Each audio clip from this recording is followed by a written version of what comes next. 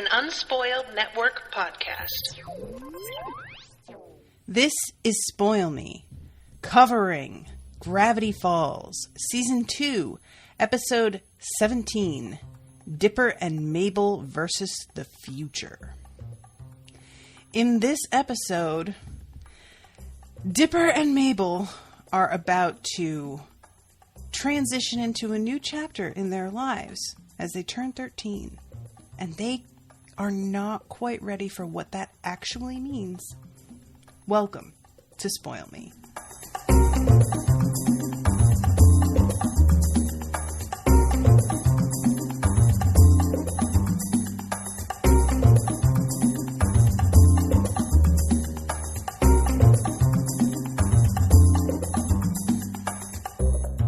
Welcome to the show, everyone. I am Natasha. Thank you very much to Melanie for commissioning this episode and bearing with me while I got our schedule straightened out. There were all kinds of weird little snowballed mistakes that wound up with me having to schedule an impromptu recording on a Saturday that was unplanned. And thank you, Melanie, for bearing with me on that. I really appreciate it. It has been, guys, it has just been. So I want to talk about right off the top on this episode, which I watched live, by the way. And if you guys want to watch that, that's also on this Crowdcast feed. I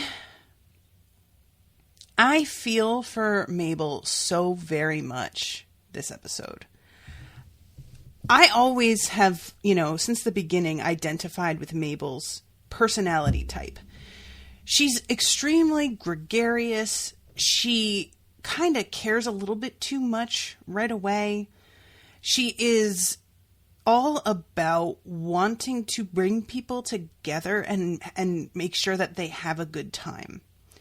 And when you are that kind of person, you get very fixated on the depictions of a good time that you see in media and stuff. Like, I know for me, when I would throw a party when I was a teen or even in my 20s, I had this image in my head of a can't hardly wait style house party, which never happened. That was my idea of what a successful house party looked like. And you get sort of wrapped up in that perfection and the idea of all of the checklist of things that you want to really feel like you accomplished your goal. And if those things don't work out, it can be very hard to readjust your expectation and roll with the punches. I am an adaptable person in certain ways, but if I have a plan that gets foiled, that's hard. I can be adaptable when there is not really a plan, and I'm going into things knowing that I'm going to have to sort of handle whatever comes my way as it comes. But if I go into something thinking that I have a plan and that it looks like things are going to go according to that plan, and then abruptly it does not happen, that is a surefire way to plunge me into a mood TM. And I know when I'm in one of those moods, what's happening. I'm completely aware of the fact that I am letting the inevitability of change. It's unavoidable. I am letting that affect my overall enjoyment of something that still may be really great and fun. But I get so attached to this one idea. And it's extremely difficult when I don't get it. It's really tough. And I have gotten better at recognizing that when it's happening. I have gotten better at telling myself to chill and changing my perspective a little bit. But it has taken a lot of work to get to a place where I am even willing to admit that's what's going on with me. And Mabel is super young. So a lot of this episode deals with Mabel having to say goodbye to a community of people that she feels really welcomed by. And that's hard enough. Leaving Gravity Falls after everything that has happened here is hard enough. But not only does she have to leave this, it turns out that the people she was depending on getting to see on her last day, which was, it's her birthday and Dipper's birthday, happened to fall on the last day of summer, right before everybody goes back to school. She finds out that none of her closest friends are going to be able to make this birthday party that she's planning. And that, I know it's like something that a lot of people probably would be like, oh, yeah, that's a shame. Well, I mean, you'll still have fun. And a lot of people can do that. They can just be like, oh, well, that's a real bummer. I hope that it'll still be fun for you, though. And they just, they acknowledge that it's a bummer and that's it. But Mabel's more like me, where she had this picture in her head of saying goodbye to her friends, of having this final day, this closure together. And she's realizing that's not going to happen. And she's going to have to not only have her birthday party without her friends, but spend maybe the last day or two in Gravity Falls without them. And that just means that basically for her summer is going to be ending even earlier than she thought it was initially. And that was already too early. And I just like, when she finds out that the two of them can't come, it just really got to me because it's such an ordinary, normal thing to happen that feels so totally earth-shattering to the person who hears about it, and what it made me think of is those of you who, are listening to this in real time have probably heard me talking about planning this wedding. And Owen's friends can be rather unreliable, depending. And he has been extremely concerned that they are all going to kind of like flake out at the last second because the wedding is taking place in Florida. It's a trip. It's a lot to ask of people. And Owen is sort of like this is part of why he and I understand each other so well. He can be like me, where if he knows they're not coming, he at least will be able to cope with that. But people telling him that they're coming up until the last second and then suddenly being like, oh, sorry, I can't make it. That's the shit that he just can't handle. And so this just really kind of got to me because it felt too close to the thing that I'm afraid of happening with our wedding. That all of a sudden it's going to turn out that some of the people that he was the most interested in seeing and spending this day with aren't going to be there. And I just don't want that for him. And I just so deeply understand that kind of disappointment and these milestone moments in your life feeling like they are going to matter more than other moments as they come. And what I mean by that is, as you get older, you realize, looking back at your life, that for the most part, birthday parties and holidays, specific days in your teens, aren't really what you remember, even though at the time you think this is a big deal.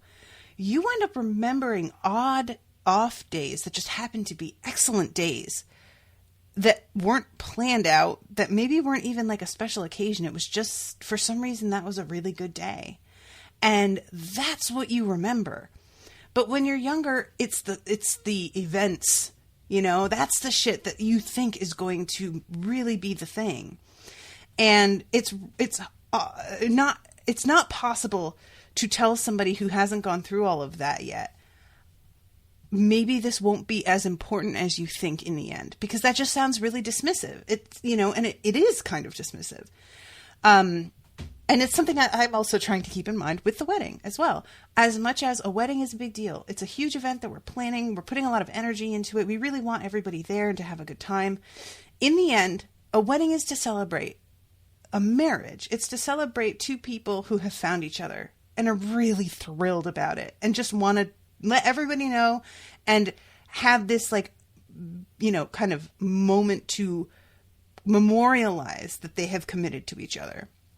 And that's really what it's about.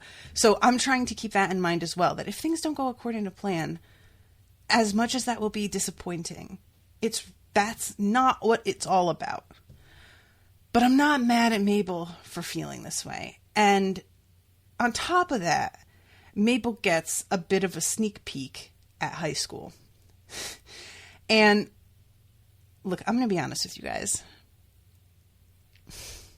For the most part, for me, high school was the best. I had a great time. I was one of those really irritating people who did super well. I just sort of blossomed out of this incredibly awkward kid with no friends through elementary and middle school into somebody who suddenly seemed to like get a little bit of what the game was in terms of like social interaction. And I had a great time.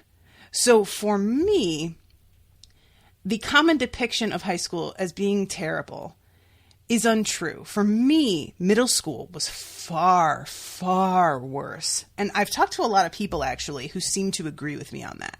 Middle school, I believe, is a concentration of kids who have not yet developed any particular kind of empathy. And they are like little sociopaths from 6th to 8th grade. And I feel like in high school, there are cliques. It's not like mean girl stuff doesn't go on. It's not like your body transforming doesn't go on.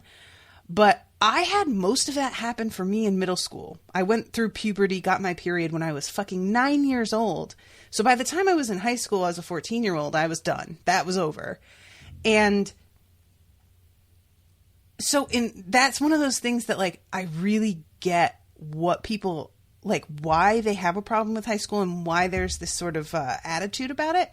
But it was super duper not my experience. So while part of me wants to warn Mabel, another part of me is like, you might do great though. Like Mabel is the kind of person that I feel like she might be okay. You know, I feel like she's the kind of person that could do, she's so much like me and I did so well that maybe she will have the same experience, you know? Austin's asking a question. He says, a complaint I've seen some people have about Mabel is that she doesn't really grow over the course of the series, at least in comparison to Dipper. I don't really agree with that, but I can see it, especially in some stuff like this. What do you feel about that? The thing is, Austin, that I think that Mabel has grown in certain, like, it's not like she hasn't learned things. We've seen her experience things that sort of like open her eyes and make her more confident and comfortable about who she is. And I think that's the thing, is that a lot of people see growth when they think of what growth means. They think of that as a change. They believe that, somebody grows and that means that they are behaving differently by the end of their arc. And that's not necessarily true.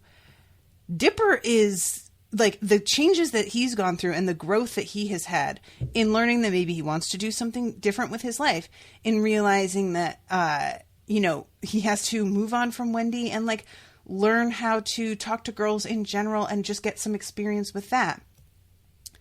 That's all well and good.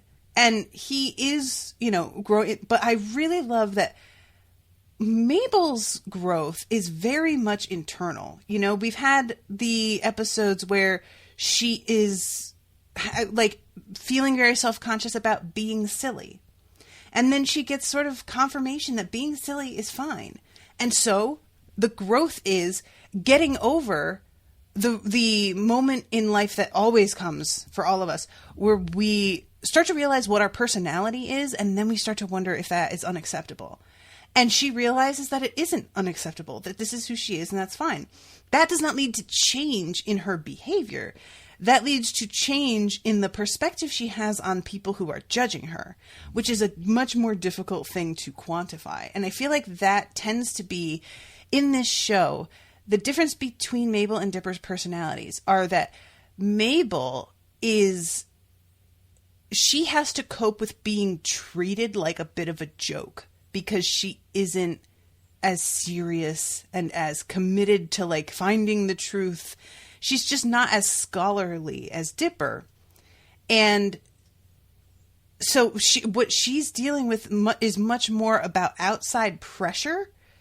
Whereas Dipper, the lessons that he has to learn are a lot more about his own attitudes being kind of damaging and the way that he approaches things being bad for him. And they just are very different parts of like their duality. They the two of them, they're twins. They are meant to represent that sort of like duality in personalities, I think. And the one is the sort of public facing persona, and the other is being extremely worried about this girl that is not into him at all, but just absolutely his life is organized around her at first, right? And things like what Mabel is coping with is not quite, I don't feel personally, as potentially damaging as the stuff that Dipper has had to cope with. So that might be part of the problem, is that Mabel maybe wasn't given as much as Dipper to overcome, because I think probably Dipper was sort of seen as more of the main character when this series got rolling. Even though they're twins, even though allegedly it's supposed to be about both of them, I feel like Dipper gets a bit more screen time, and his challenges are a little bit less comic relief than Mabel's challenges are. So, I can understand what people mean when they say that, but I don't feel like it's really fair, because the writers, I think, are treating Mabel as... I feel like this is the first episode where what Mabel is up against feels very real. Like there will be long-lasting consequences. Everything else, going and finding the hair of the unicorn, that was a really silly, funny quest, right? And again, it was Mabel having to realize that nobody else can tell her she's a bad person. That she has to be confident in herself, that she's a good person, and fuck what anybody else thinks. It's more of Mabel just having to be Mabel and not apologize for being Mabel. Dipper, there are times when he has to apologize for being Dipper. There are times when he just fucked up. So, I don't know. It's a interesting question, because one could argue that maybe Mabel wasn't taken as seriously by the writers. One could also argue that the writers like Mabel better. And they're just like, no, Mabel's awesome. Anybody who has a problem with her, they're the problem, not Mabel. And all of her stories are going to end with Mabel realizing that, oh no, I'm great. Fuck you. And honestly, I'm not really that mad about that. I kind of like it. So, Okay, so I'm going to back up and start at the actual beginning of this episode. But I really did like this one a lot. And it just made me... It's funny because this episode popped up right after Owen and I watched the previous episode, and he posted on his Facebook that Gravity Falls it's set during summertime, and that feels really appropriate because it's way too short and over too soon. And he said that before. He hasn't even watched this episode yet. And once we get to this, I feel like that's going to be confirmation of everything that he felt. So we start off with Mabel and Dipper joking around, and Mabel doing this bonkers face with like googly eyes glued to her chin. And she's waking Dipper up, and the whole thing is he's realizing that maybe we're getting too old for this. And she's like, yes, that is exactly the point. Our 13th birthday is exactly 1 week away. I love when she says that. And the camera pulls out from the calendar that she's pointing to. And there are pictures of Dipper and Mabel's heads taped over a man and woman in a business suit, like an adult. It's really, really cute, honestly. And this leads to them having to figure out how to plan their birthday party. And Grunkle Stan puts his foot down, basically, and is like, I'm sorry, guys. After the last fucking zombie attack, I'm not letting you dudes throw any parties at our house. Like, you got to figure out something else. which is what leads to them getting the idea to get the gym at the high school because it's empty during the summer.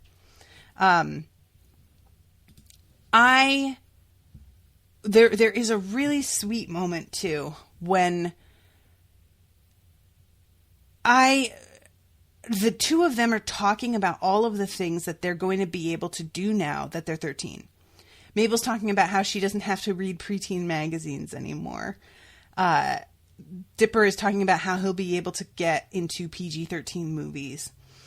And I remember as a kid, I was in the car with my mom and we drove past. It was such a 90s moment too, now that I think about it. We drove past this group of girls who were leaving the New Haven Plaza, which those of you who live in Connecticut, you probably know like the area that I mean. It's got it's a kind of like a strip mall. And they were all walking together and they were all wearing those like mini backpacks, the 90s minis backpacks. And they were all laughing and they were probably 18, 17. And I saw them and I said something about how I couldn't wait until I was old enough to be able to just go out with my friends when I felt like it and not need my parents to drive me, not need them to accompany me. It wasn't even like I resented my parents. I actually had a pretty good relationship with them for the most part and didn't mind them being with me. But it was the idea of not having that restriction at all and just deciding I felt like going out and that I could do that. And I said something about that to my mom and she got this very melancholy expression and said something about how she thought that was how it was going to be when she was young too. And it didn't work out that way. And I could tell she was trying to be like, things don't always go the way you expect them to. But she also didn't want to be too discouraging. My mother got married when she was 16. Everything in her life kind of imploded / exploded around the age when most people are getting their first taste of like freedom. And it was she got robbed a little bit of a big portion of her life. And it made me realize how much we take for granted these sorts of rites of passage. And it makes me a little sad that, you know, in a lot of cultures, like, for example, in Judaism, they have bar mitzvahs, which happen at around this age and are meant to be like a transition into adulthood. Similarly, one could say similarly, I guess, but I don't really feel like it's exactly the same thing, but there's like confirmations in Catholicism as well. The lack of that sort of official rite of passage in general society is kind of a bummer to me. I wish that we had something that didn't depend on a religion, that we always did with kids this age, that was like a real ceremonial moment, that was, you know, a landmark that they remembered. The closest thing I think that we've got is getting your driver's license at 16. And even that, I didn't do that. I was not like, I was not in a position to be able to take my test. It's like, you know, it costs money. You have to get lessons, and we weren't able to afford that. So I would love it if there was something that didn't depend on religion and didn't depend on money. But sadly, we don't really have anything like that. But I just, you know, this moment of them talking about all the things that'll change now that they're turning 13 just kind of brought up all these memories for me of the concept of teenhood that I had also. And honestly, like I said, I did pretty good. My teen years, I didn't party the way that a lot of people did. I didn't, you know, get into certain kinds of trouble, but I still stretched my legs and had a good time. And I'm just like kind of bummed that we don't get to see that with the two of them. You know, this show is going to be over and we aren't going to know what's going on in their lives after. And I'm just really, I would love to know. I would like to be able to follow them along as they grow up and navigate all of this stuff. So they're figuring out what they're going to do for the like rental of this hall, and Mabel goes off with Seuss to check into how that works and Dipper stays behind and talks to Ford. Now, here is a thing that I kept pausing the show while I was doing the live watch to talk about.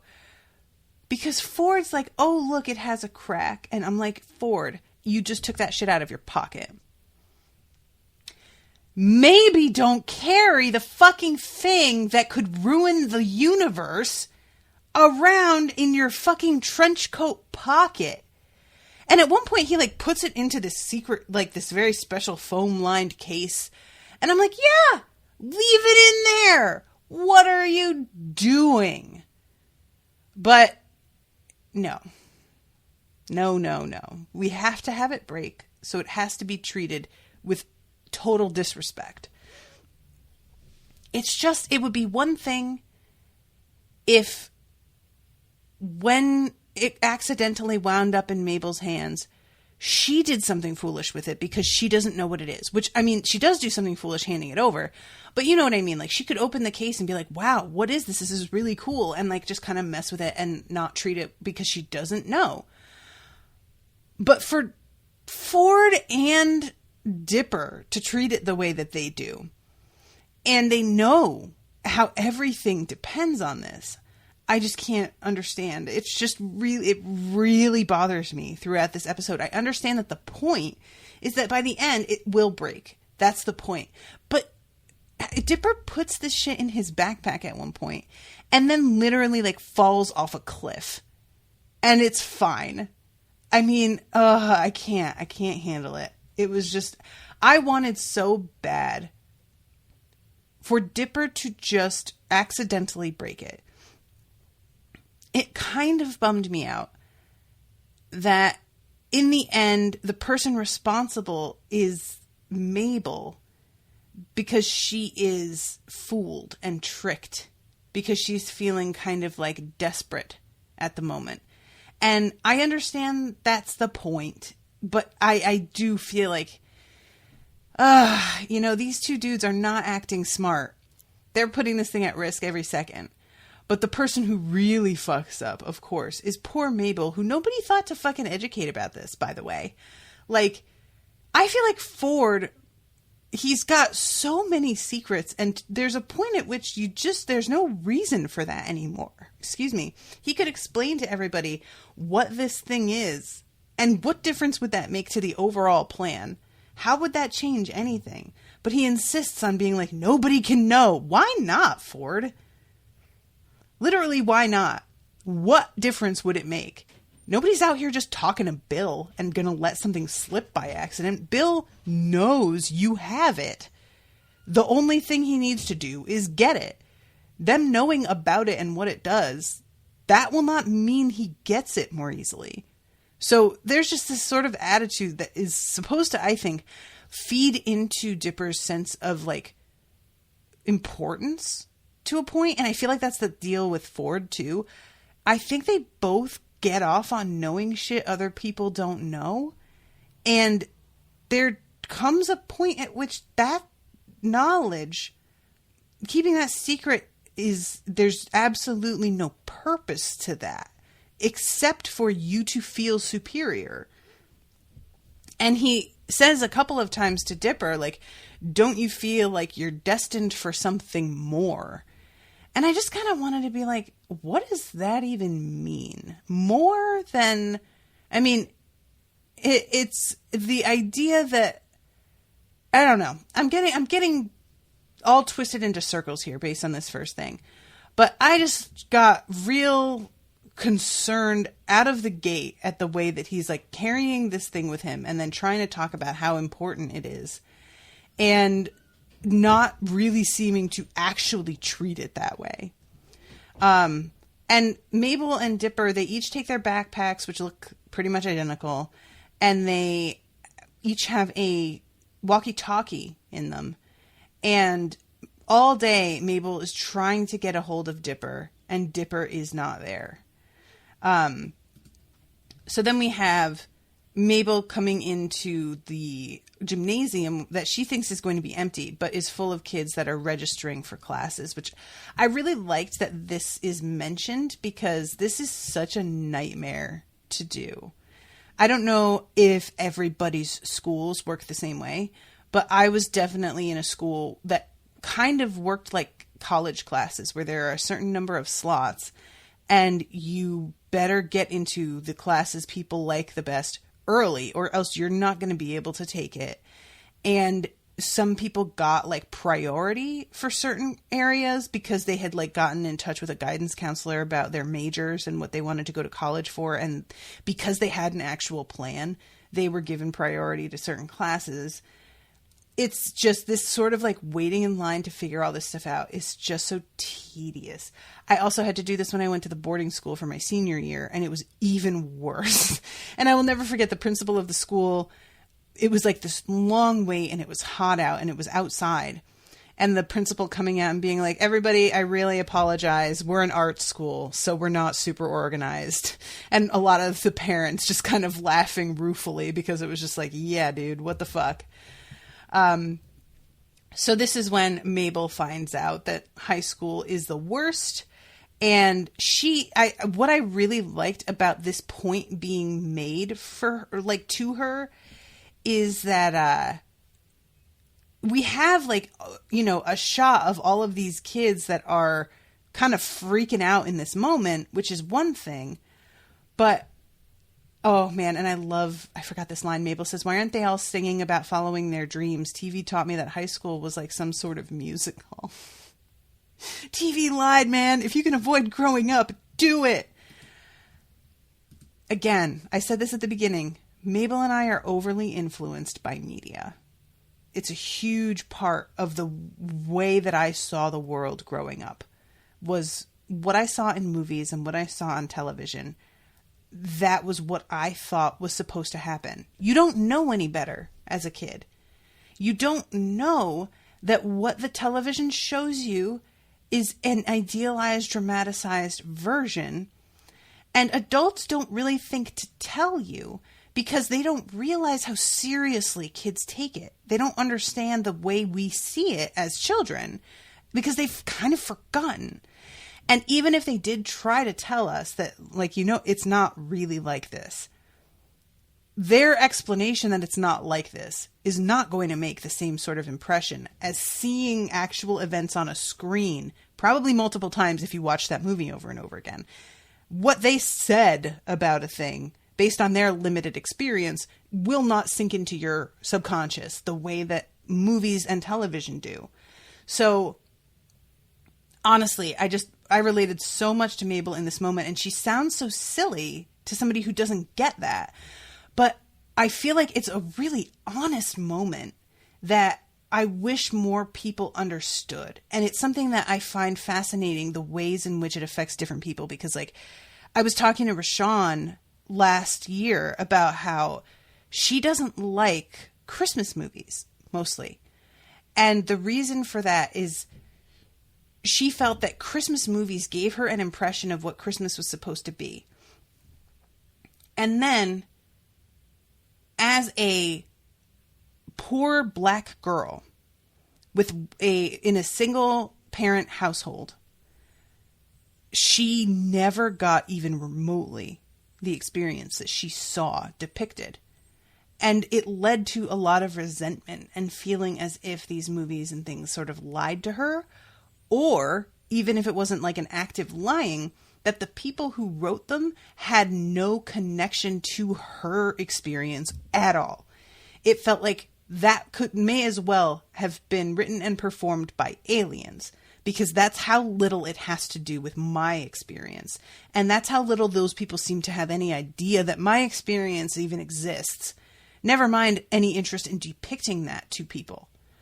And, you know, I just think that's really interesting. And it's such when people talk about like being influenced by media, there are certainly areas in which I'm like, you guys that's nonsense. But then there are things like this that are much more sort of benign seeming, but do still like lead to terrible disappointment and disillusionment that you don't really see coming because it doesn't seem as toxic at the time. But what I was saying before I like got sidetracked here was that I feel like it being really hammered home to Mabel that she is in for a bad time in high school is she's talking to Wendy, whom she admires. Wendy would be, I think, considered pretty cool and sort of popular. And yet, when the teacher yells out and mispronounces Wendy's name, and all of the kids turn and start laughing at her, and she turns bright red, Mabel is realizing that you can be stereotypically cool, and you are not exempt from the torment of being made fun of or teased or just embarrassed. And that, I think, is a really valuable lesson that a lot of us don't see at times. Like when we're younger, we think that if you reach a certain echelon in the societal hierarchy of school, that you will become immune to these sorts of things happening to you. And I mean, that's been depicted, you know, like there's the whole Regina George thing where everything they do to try and embarrass her, she manages to like turn into a trend, and it's like she's completely Teflon. That's not really true though. If you guys we all know that the kids that we saw as the top of the tier in high school, they knew their position was precarious. And that was part of why they guarded it so jealously and lashed out the way they did when it was threatened, because they were aware that it could go away at any time. And this moment of seeing Wendy kind of brought low, being what cements that she's telling the truth to Mabel, makes total sense, and I think was really well done. You've got to see a person that you never thought could be affected by this bullshit really take it to heart. And then you're suddenly like, oh God, no. So she goes out onto the steps and she tries to contact Dipper. He's not hearing her. And then we have the whole thing with Dipper and Ford, and finding out that basically underneath Gravity Falls is a spaceship, a flying saucer, essentially. And there is a correlation, and he's like, you know, it's unclear. Did the spaceship landing here make Gravity Falls weird? Or was it attracted to this area because it was already weird? Which I really like that. My assumption, of course, was that the spaceship caused it, but then when he put it that way, I was like, oh, interesting. I don't know. And him and Dipper are going in to the ship to scavenge for this like really high-tech adhesive that will be able to fix the crack in the like globe that's holding the rift. And Dipper, like, you know, he had no idea this thing was here. And his mind is absolutely blown. He's taking selfies in front of the like alien writing, stuff like that. And he is just so thrilled and excited. And Ford is really happy that he is having this reaction, because he feels like it's any time that you share something with a child who hasn't experienced it, you remember as an adult dimly the first time that you experienced that thing also. And sort of like you are a little bit wistful for it, you know, that nostalgia of that first moment of realizing the thing and how incredible it seemed to you at the time. And so I have to admit, guys, I'm gonna just say this. I don't like Ford. I think that's what my frustration comes down to in general, if we're going to put it in the simplest terms here. I do not like or trust Ford. I feel like I keep being suspicious. Like I was suspicious that fucking Bill had possessed him and somehow, you know, the vertical slit pupils, he had figured out a way around that happening. Because Ford and the way that he talks about like Dipper being meant for more and taking him away from all of the stuff that like normal, ordinary people do, but you're not ordinary. It all feels so elitist. And the idea that like he's gonna even take Dipper out of school so that he doesn't finish high school. It just seems so wildly irresponsible to me. I mean, even if Dipper is meant for more dramatic and extraterrestrial shit than the ordinary human being, don't you think that he should at least finish his basic education before he fucking goes out into the world and deals with that stuff? I don't know. I think that the way Ford talks about himself and Dipper as compared to all of the other plebes seems really, really arrogant. And it makes a lot of sense to me that he fell for Bill's tricks, because he obviously does seem to think a lot of himself. And it's a shame.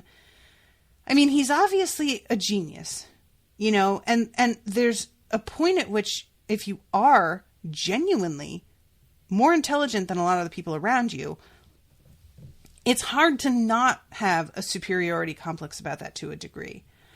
But he also is like totally unwilling to forgive Stan for a mistake that Stan made. Like, it was a genuine mistake.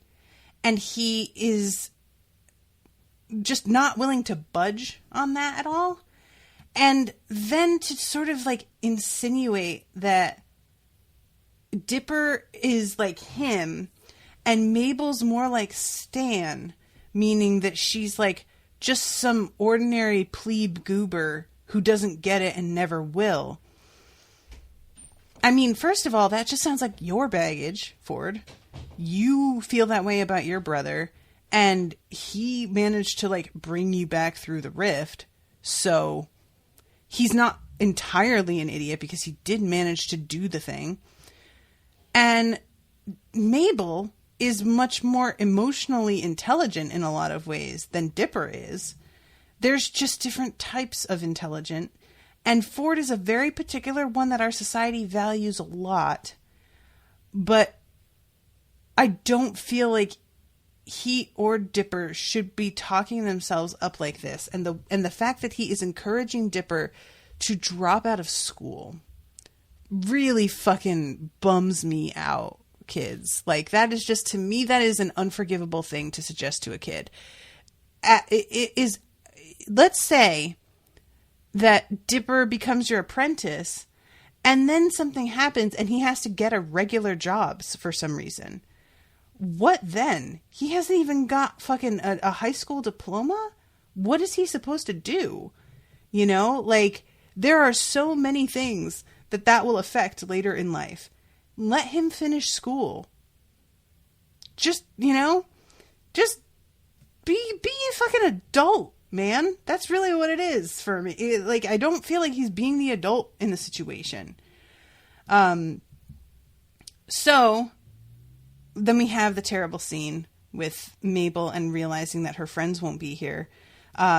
And it turns out that Grenda is going to be flown off to see her Austrian boyfriend that she met at that party. I love that gag is still going. And Candy is going to have to go to music camp. And she's just like, there is absolutely no escape from that. And Mabel wanders off very dejected, trying to contact Dipper and still not able to. So I'm trying to get to the spot and read exactly what it is that Ford says to Dipper. Let's see. What would you say to staying in Gravity Falls after the summer ends and becoming my apprentice? Dipper says, what about school? He says, Dipper, I have 12 PhDs. Your parents would be thrilled I could give you such an advanced education. I'm like, no. Then there's Mabel. She'd be all alone in California. Mabel will be fine on her own. She has a magnetic personality. I watched her become pen pals with the pizza delivery man. And honestly, I think that's fair. Mabel will be fine, like, even if she doesn't think so now. But that's not really what this is about exactly. He says we've never been apart before. And Ford says, isn't it suffocating? Dipper, can you honestly tell me you've never felt like you were meant for something more? And as he says that, he smiles at himself in the mirror with his fists on his hips in this like superhero fucking pose.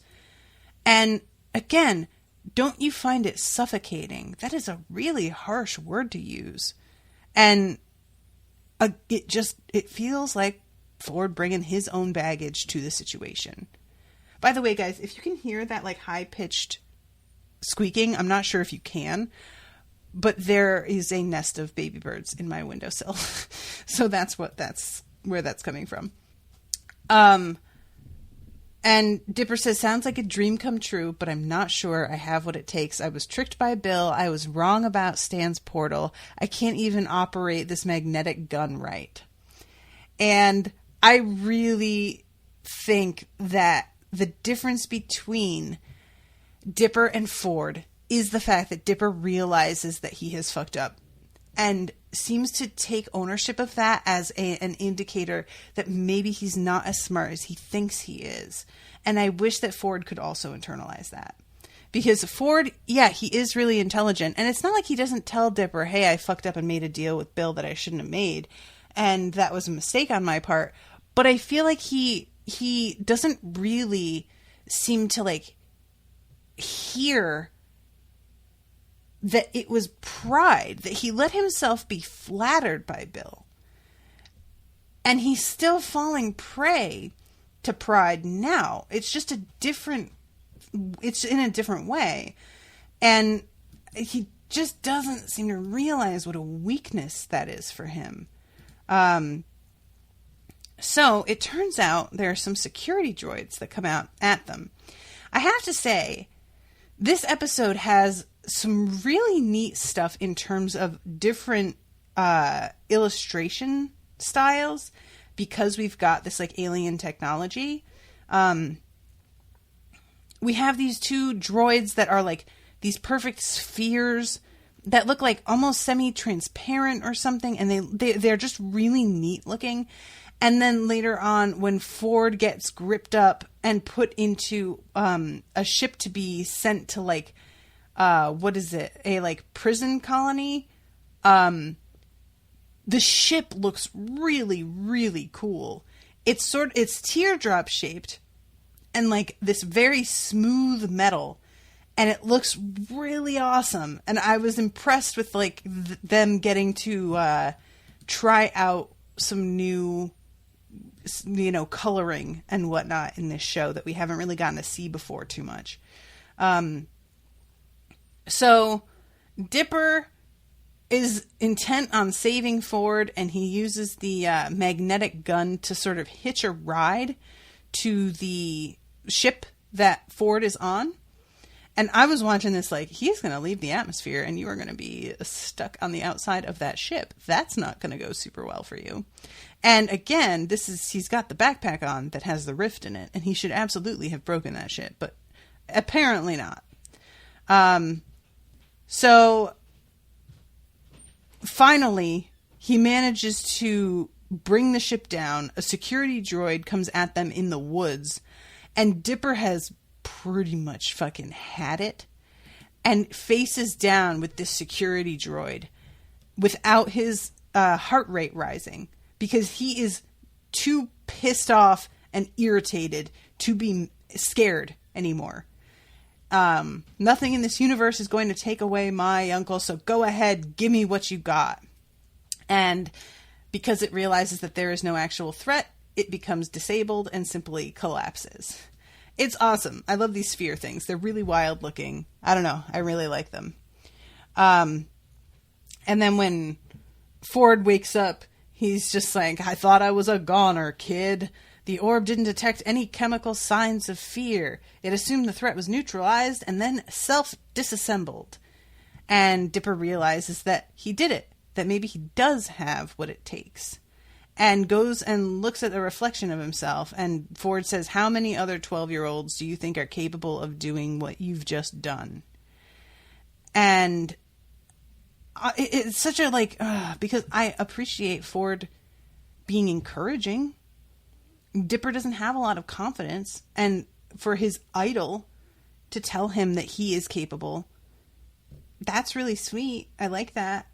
But I just wish it didn't come with the, like, you're better than normal people sort of feel. So then we go to Mabel, and she is looking through a scrapbook, feeling really down. And Stan comes in, and she says, I can't believe the summer's almost over. Now that I know how awful high school is going to be, I'm in no hurry to start that train wreck. And he says that at least she's going to have Dipper by her side. That, you know, she will always be able to depend on that. And she takes a bunch of comfort in that. But then she overhears him talking to Ford about staying and not, you know, going to school. And it's awful because, like, when Stan says to her, you'll have a brother who will stand by you in thick and thin, not everyone can say that, you know. He gets a bummed look on his face because he doesn't have that with his brother anymore, even though they did. And knowing that he feels so sad about losing that connection with his brother, and that he's going to then watch his brother kind of break that connection between Mabel and Dipper, not even necessarily on purpose, I feel like that's going to make Stan really mad. I feel like he's going to feel a way about that. And yeah, so she overhears what Dipper is saying, and when she gets home, or when he gets home, she's just in tears talking about how she cannot believe that he would just leave her behind. And it's honestly a pretty good conversation. You're the only person I could count on, and now you're leaving me too. And Dipper's like, I won't be gone forever. I'll visit you at home. We'll chat online. We'll make it work. And I like that Mabel says, I don't want to make it work. That's, again, what I admire so much about Mabel, is that she is 100% honest. She doesn't make a bunch of excuses as to why what he's saying won't work, why it won't be as good.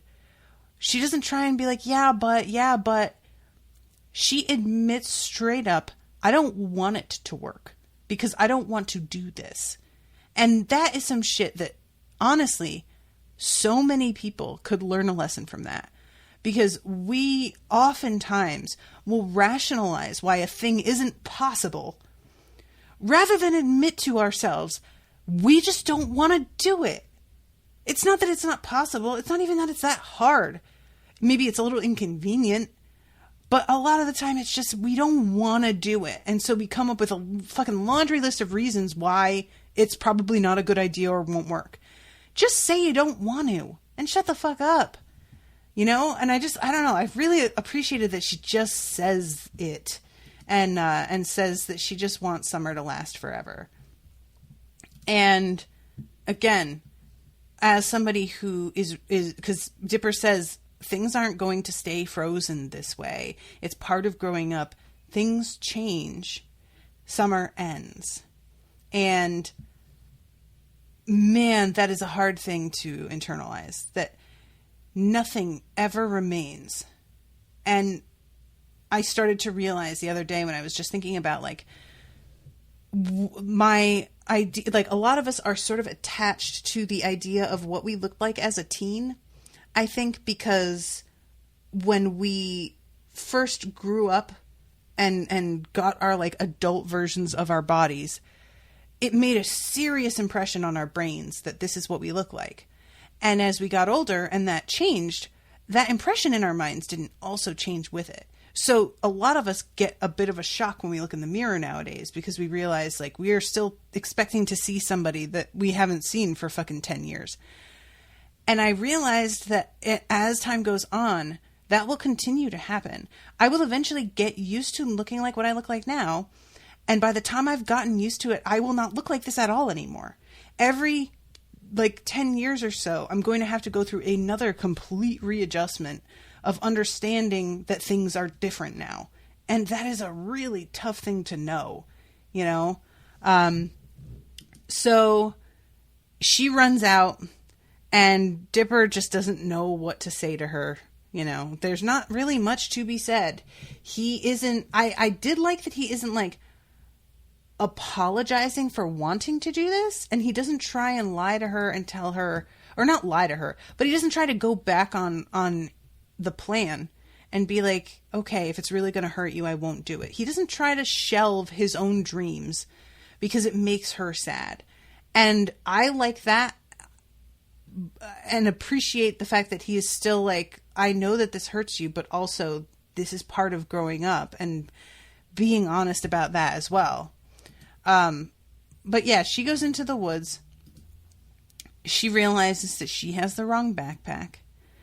And here comes time travel guy. I forget his name.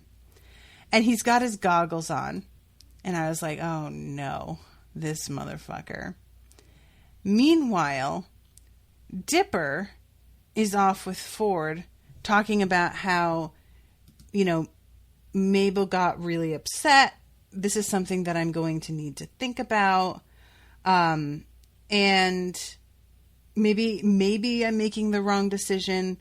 Like, he does need to think it through. And he goes to get the rift out of the bag, and he realizes that he has Mabel's backpack. Mabel, meanwhile, is being told that as long as she hands this thing over, this time travel guy, whom we all know and love, not love, but we know, he can make summer last longer, give her more time if she hands it over. And she does it, even though there's a real sense to her as she's handing it over that she knows she's not doing the right thing. There's a vibe to it. It reminded me a little bit of, there's a part in The Voyage of the Dawn Treader by C.S. Lewis that they go to an island and there is this mysterious sort of spell book, and Lucy's looking through the spells, and there's like a variety of spells that do very dramatic things. But then there's one, and she doesn't consider using any of those spells because it's just too much. She feels like the effect is too dire. But there's one spell that will just make her extremely beautiful. And she's been a little envious of her sister, and kind of, you know, this one appeals to her and seems like a small enough spell that it won't be a big deal. And she says, I will say it. I will say it. I don't care. And C.S. Lewis, in the way that he does, that's very conversational, he says, she said, I don't care, because she knew very well in her heart of hearts that she shouldn't. And that is the vibe that I get here, is that it's almost Mabel being like, fine, take it. I don't care. Because she sort of knows this isn't the right thing to do, but she doesn't know what it is. She's just like, you know, oh, thank you, Austin. Blendin. I forgot about that. Blendin. So she hands it over. He drops it and smashes it and then lifts his goggles off, and she realizes that she made a horrible mistake. He snaps his fingers and Mabel passes out, and then Bill like erupts from Blendin's body and says, the day has come. The prophecy from 1 billion years ago has come to pass. This world is finally mine. And we see this light go up into the air, and the rift begins to open, and it's really fun. The rift is opening, and behind it is all I can describe it as, the appearance of this thing behind the rift. It looks like when you drop a multicolored bath bomb in your water, and the like swirling of colors and bubbles that happens on the surface of the water before it like completely dissolves. It looks like that, and not an illustration of it, like an actual photo of it or a video of it. And that reality, like that actual footage against the cartoonishness of this universe, looks extremely strange and disorienting. And I think it works really, really well. So then we have Ford and Dipper running outside and realizing that the rift has opened, and Bill floating above them looking absolutely triumphant. And then we cut to a very sad bit of footage over the credits of Dipper and Mabel's 13th birthday flyer sitting on the ground getting blown around as like the light from the rift plays over it, and it just moves and then all of a sudden finally blows away, and there's a brief shot of like the flying saucer and all of these numbers and symbols and everything on the screen. I am not going to even try to guess what any of that is, but that is the end of the episode. So yeah, I don't know, guys. There's only 3 left. Melanie commissioned for me to live watch the next 2 together and then record on those 2 together. And that'll be an extra long episode. And then the finale and recording on the finale will be alone. So yeah, just prepare for that. And thank you again, Melanie, for bearing with me as I tried to figure out the scheduling mistake that happened and all of this weirdness. But from here on out, the spreadsheet should be accurate and good. Everything is good. We figured it out. And I'm very sad to be saying goodbye to this show so soon. I really am. I hope that they're able to do something with these characters in the future. Maybe make a spin-off. I don't know. But we'll see. All right, guys. Thank you again. Hope you're enjoying the coverage. And I'll see you soon with a new episode. Till then. Toodaloo, motherfuckers.